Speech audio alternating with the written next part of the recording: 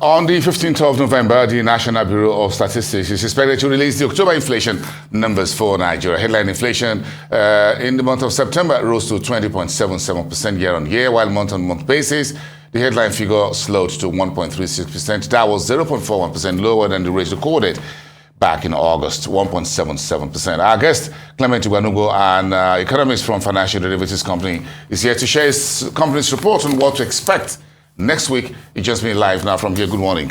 Thank you so much for having me. What's your inflation forecast for October at FDC? Yeah, well, I'll prefer to use the word the nowcast, because at FDC what we do is in real time we survey the markets, including the market sentiment, and then use econometric models to actually predict what is happening in the now.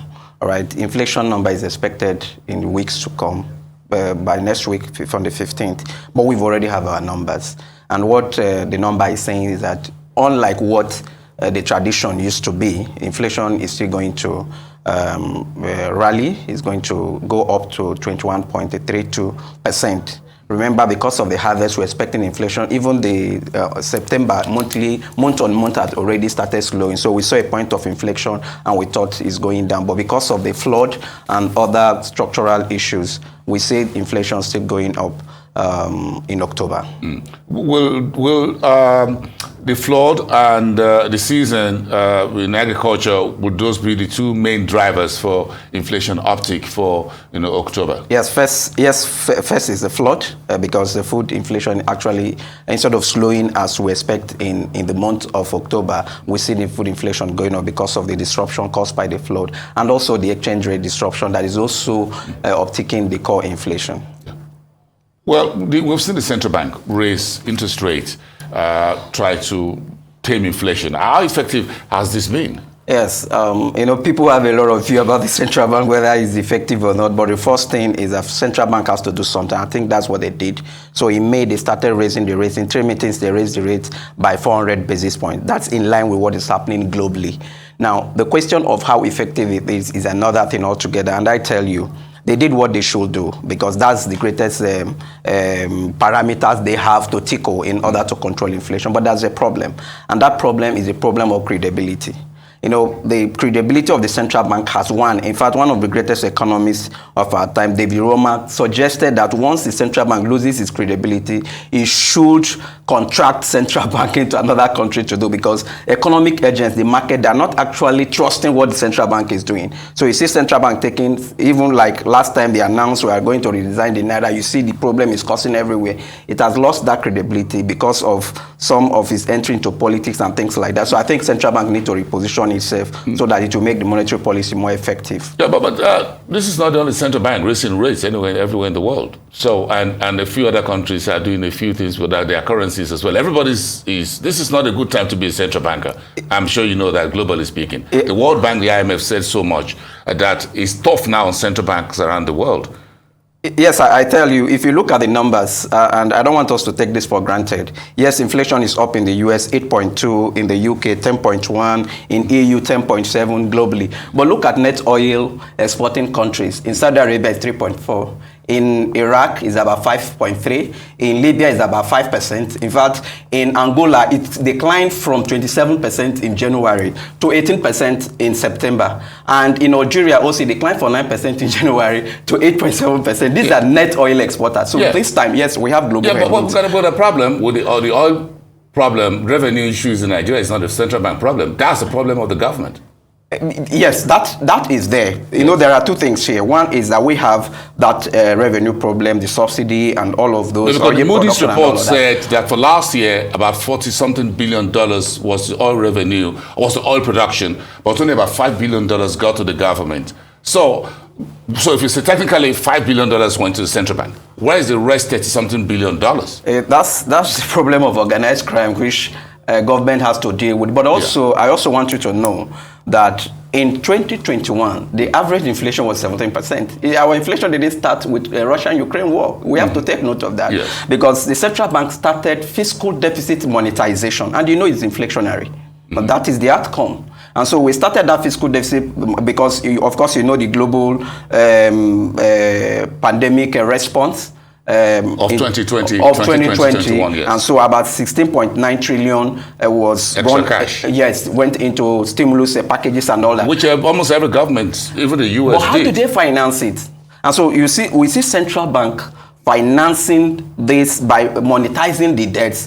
You see the ways and means over the last 10 years have risen by 3,500%. Correct. And so now we have ways and means around 22 trillion, which is even above 100% of last year budget, yes, instead of the 5% of the last year budget. So you see that's a problem. And that is driving inflation, because in macroeconomic adjustment, there are trade-offs. You can't have it all. So that is one thing that also central bank has, and of course you look at it.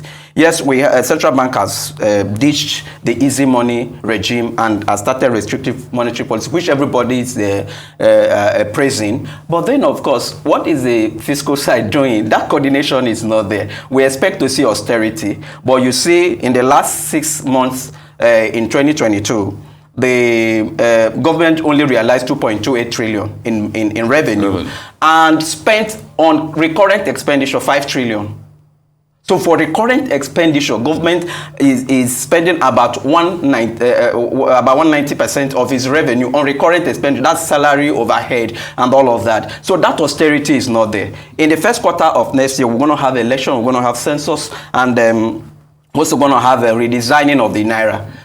All these expenses, which one is most expedient? Because if you are going restrictive monetary policy way, then the fiscal side must be able to complement that effort in order for us to see such results in the economy. So you think inflation will remain highly elevated in the near term?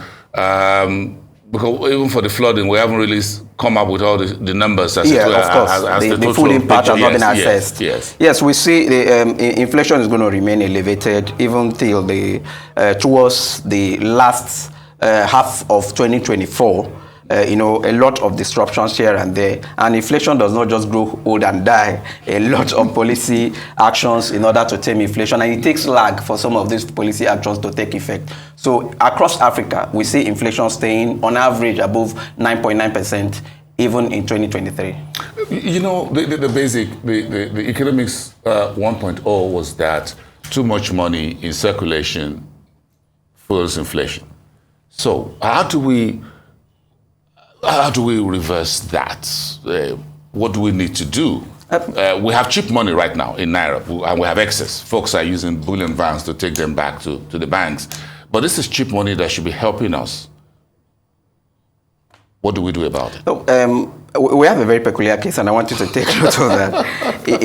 What we call quantitative easing, if you see what the US did, in their quantitative easing, they will be able to call back, and they have quantitative tightening. In Nigeria, you cannot have quantitative tightening because we are just dashing out money to people that we don't even have a mechanism to pull back those money that have gone out to the folks. So that becomes a very big problem to even do that quantitative tightening on one hand. But don't also forget that we have structural problem with production, with distribution, and these things are spiking inflation, and much more is the exchange rate. Let me tell you, most of the countries with the highest exchange inflation in this 2022 have exchange rate problem.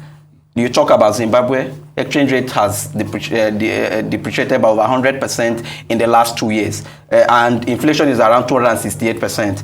Venezuela, inflation is around 155%, over 100% exchange rate value lost relative to dollar. You talk about Lebanon, over 100% loss in exchange rate, and you talk about Turkey, where you are seeing inflation at about 85.5%. Exchange rate has lost about 70%. In Ghana, over 100%. And Ghana is 37.2%. So you see, most of these countries with very high exchange rate have some fundamental structural problem that has to do with exchange rate, that has to do with fiscal monetization. Because, like I said, if you check Venezuela, the debt to GDP is around 238%. 238%. How do they finance this debt? If you go to Ghana, it's about 78%. And these are some of the issues they have to deal with. So we need, I love what you said. We need to fix a lot of structural issues. A lot of structural issues. You know, initially when inflation started in the US and elsewhere, they said, this is transitory. It's going to go away. And even the Secretary of Treasury, Janet, misread inflation. But now we know it has come, of course. It's come to stay. It has come to stay, and we have to do something about it. Clement Igbanugo, thank you so much for coming through this morning from Financial Derivatives Company. Thank you for your time and for those forecasts on inflation from Financial.